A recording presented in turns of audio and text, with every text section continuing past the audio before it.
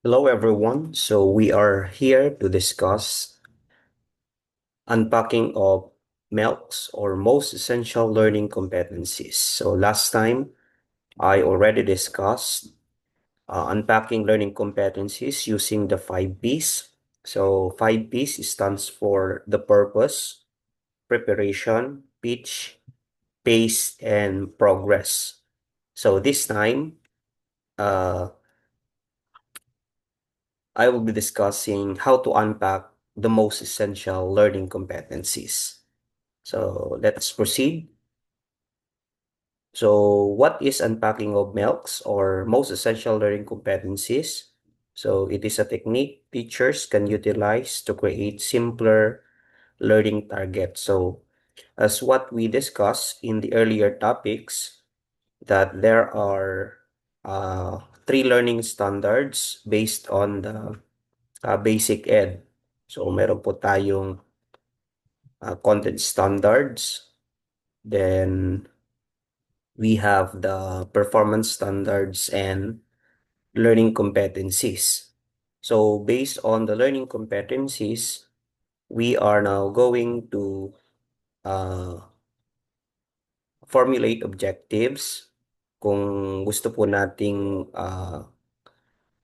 magkaroon ng tatlong layunin base sa cognitive, psychomotor, and affective, then we are going to unpack the learning competency based on the curriculum guide. So, pag sinabi po nating unpacking of most essential learning competency, it is a technique teachers can utilize to create simpler learning targets. So, uh, para hindi po masyadong malawak or hindi masyadong broad yung layunin, ina-unpack po natin or ay parang ginagawa po nating mas simple para mas ma-achieve po ng mga estudyante at the end of the lesson. So, pwede naman po nating i-adapt yung mga learning competency and we are going to write the code, okay, based on the curriculum guide. Nakasulat naman po doon.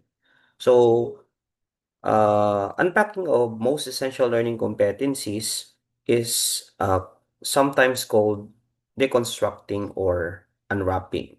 Okay. So it is a process of breaking down student learning outcomes into component parts to identify lifelong transferable learning skills. Okay, so breakdown po natin yung mga learning outcomes para mas makita natin na na-attain ng mga estudyante o ng mga mag-aaral yung layunin na gusto nating ma-achieve po nila. Okay? Pagkatapos po ng aralin. So, taking a deeper dive into the content that will be taught. So, here are the steps in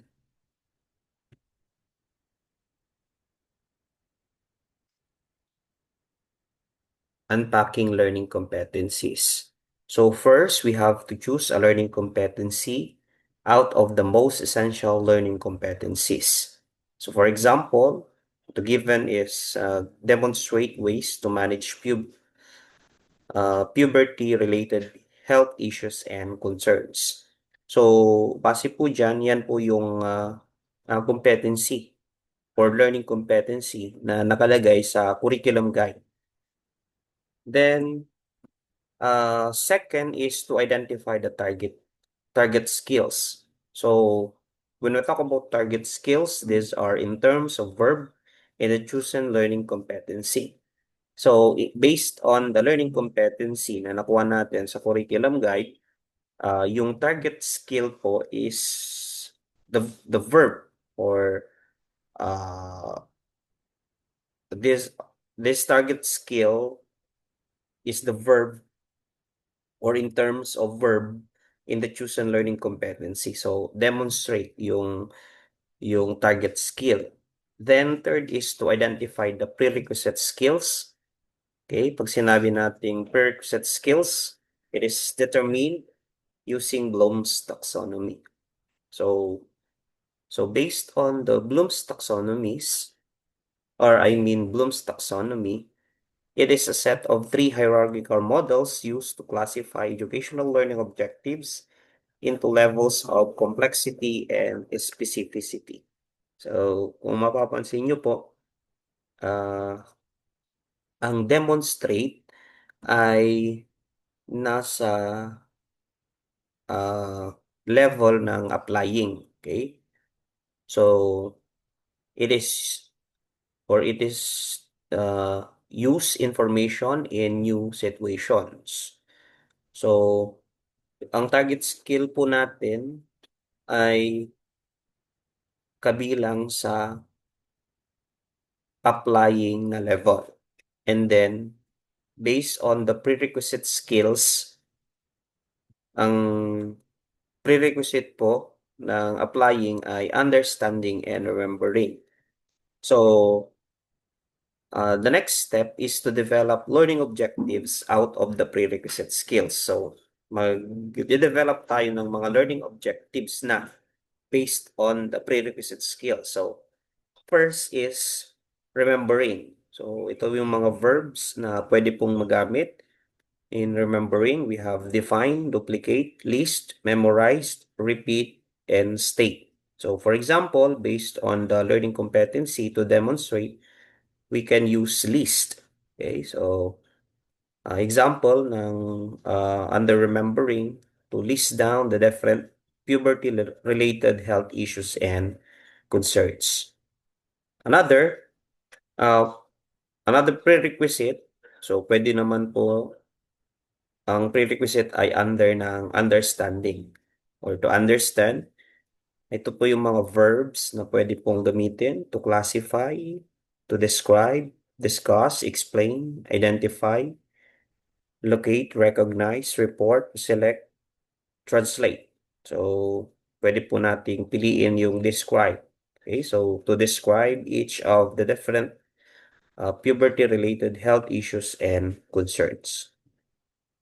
And then, pwede naman po rin doon sa mismong target skill.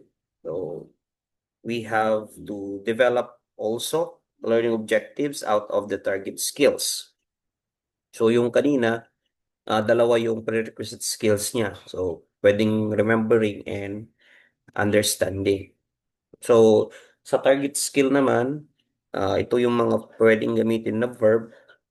We have to execute, implement, solve, use, demonstrate, interpret, operate, schedule, sketch. So, ang napili po nating verb is to implement the different ways to manage puberty-related health issues and concerns. So, based on the learning competency, ito po yung mga learning objectives na na-formulate po natin. So, in the remember level, list down different puberty-related health issues and concerns. Sa understand, to describe each of the different puberty-related health issues and concerns. And then, sa apply, implement the different ways to manage puberty-related health issues and concerns. So, tandaan lamang po, if we are going to unpack the learning competency, kailangan muna nating ma-identify kung anong target skill po na bibilang yung ating learning competency. Yung verb po muna ang ating titignan. And then, hanap po tayo ng mga verbs from the prerequisite skill at pwede din po sa target skill.